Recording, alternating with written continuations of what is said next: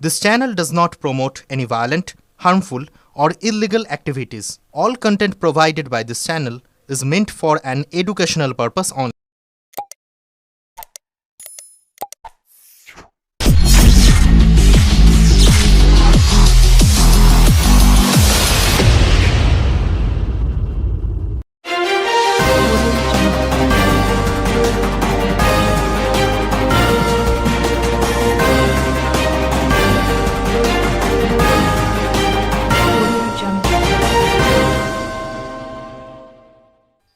অন্তঃসত্ত্বা গৃহবধূর গায়ে গরম চা ঢেলে দেওয়ার অভিযোগ উঠল শ্বশুর ও শাশুড়ির বিরুদ্ধে। গ্রেপ্তার শ্বশুর।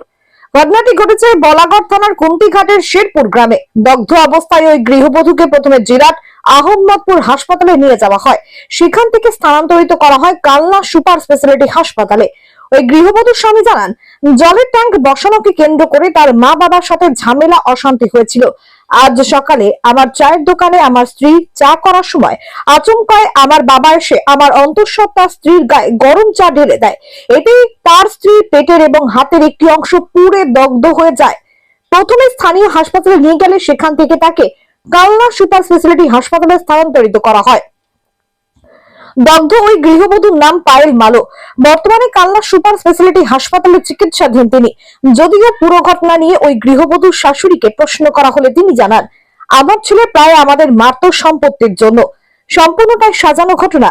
ঘটনার সময় স্বামী স্ত্রীর দোকানের ভেতরে ছিল, ওদের নিজেদের হাত থেকেই হয়তো পড়ে গেছে। আর সেই সময় আমার স্বামী বাজারে গেছিল।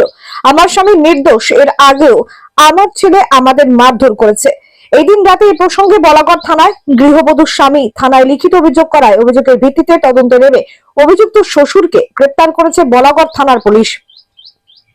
অভিযুক্ত শ্বশুরকে আজ জুজুর আদালতে তোলা হবে। ব্যুরো রিপোর্ট, আমার কলকাতা নিউজ।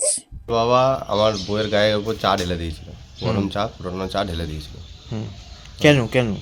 এই বাড়িতে অশান্তি করে, আমাদের থাকতে দেবে না, আমাদের বাড়ি থেকে বের করে দেবে। আমি একটা ব্যবসা করছি, আমার ব্যবসা করতে দেবে না আমাকে, ঠিক আছে? বাড়ি থেকে বের করে আমার ঘর ওই ব্যবসাটা নিয়ে এখন অন্য ব্যবসা করবে। হ্যাঁ, বাবা কিন্তু একটা অভিযোগ করেছে আপনার বিরুদ্ধে যে জায়গা জমি সংক্রান্ত আপনি চাইছিলেন লিখে দিতে, তার জন্য।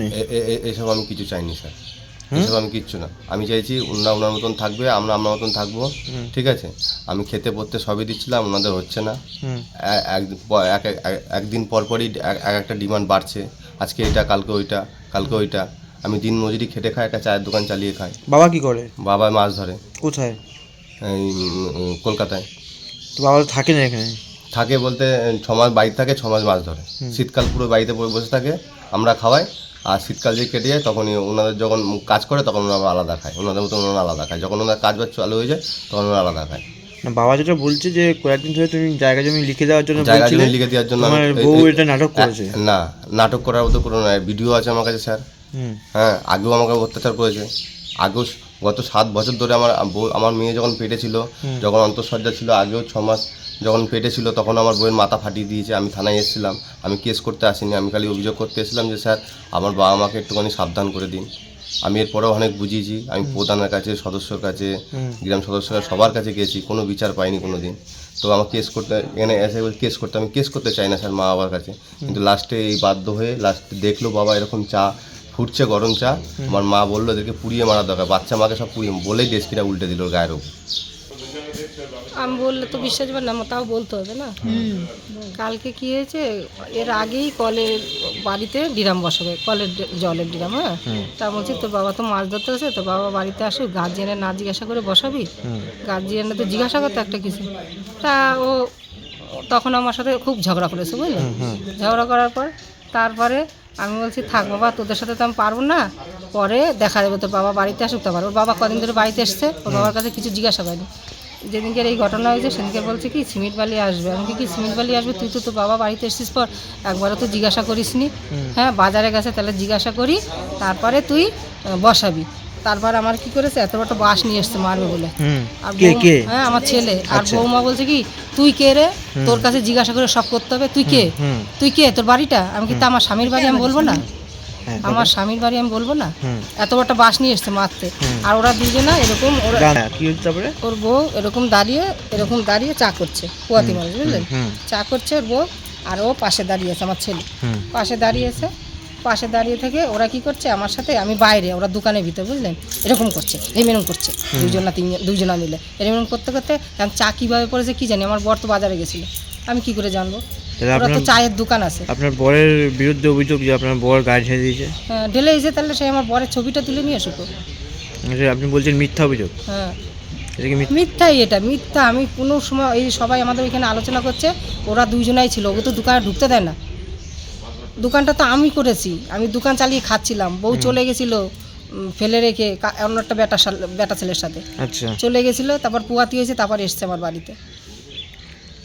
আপনার ছেলের ব্যাপারে জানেন? হ্যাঁ, সব জানি, আমার ছেলের ব্যাপার জানবো না? আমরা বলছি না, আমরা ভাড়া চলে গেছিলাম, আমাদের মেরেছে, ধরেছে, এই যে ঠোঁট কাটা রয়েছে, ওর বাবার হাড় ভেঙে দিছে এখানে, আপনার আমার ছেলে? ফেলে, হ্যাঁ আমার ফেলে কোমর ভেঙে দিছে, আমি তো হাঁটতে পারি না, আমার বেল নিয়ে হাঁটতে। আপনার কয় ছেলে?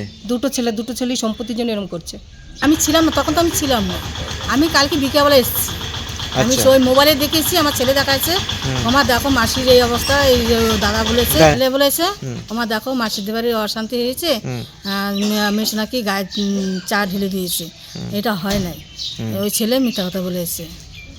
উনি ওই বাড়ি ছিল না তো, ওই আমার বোনের ওই যে বর বাড়ি ছিল না, চাটা ঢালা হয়ে গেছে, তারপরে বাজার থেকে এসেছে, অনেকক্ষণ পরে বাড়িতে এসেছে। আর আমার বোনে, হ্যাঁ হ্যাঁ, পরে তারপর আমার বোনে নাকি ছিল, ওই যে দুয়ারে ছিল, ওই যে পাশে বসেছিল, ওই চা পরে চিলাচিলি করেছিল, দৌড়ে এসছে, ওরা বলে দেখতে দেয়নি। চা ঢেলেছে কি? হ্যাঁ, চাটা চা ঢেলেছে? চা ওই যে ও আর বউ ছিল ঘরে, আচ্ছা ওই দুইজন ঝামেলা কথাতে মনে হয় হাতে ভিজে পড়ে গেছে মনে হয়। আচ্ছা, তা আপনি বলতে চাইছেন শ্বশুরের বিরুদ্ধে যে অভিযোগ সে মিথ্যা? হুম?